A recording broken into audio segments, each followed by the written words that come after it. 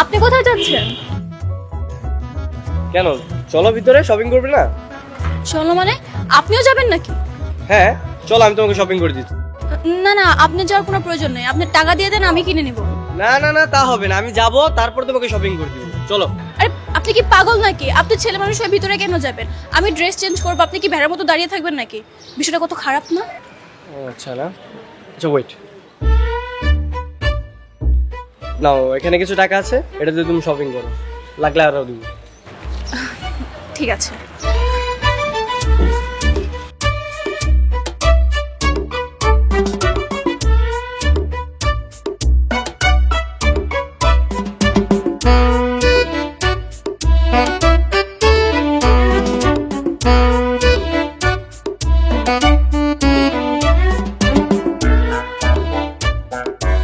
কিরে, টাকা পয়সা দিছে? আর টাকা দেয় না, যেভাবে দিব ওইভাবে কর, টাকা ওটাই দেবো তো। ঠিক আছে, আর আমি একটু বাইরে আছি বুঝছোস, আমি কাজটা শেষ করে তারপর আসতেছি। না না, কোনো সমস্যা নেই, ঠিক আছে।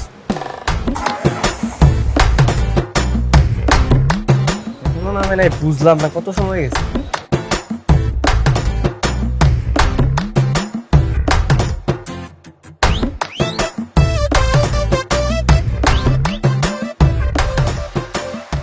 আপু, এখানে একটা বিয়ের শাড়ি পরা মেয়ে ঢুকেছিল, উনি কোথায়?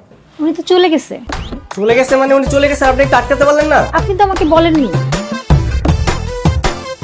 আচ্ছা ঠিক আছে, হ্যাঁ।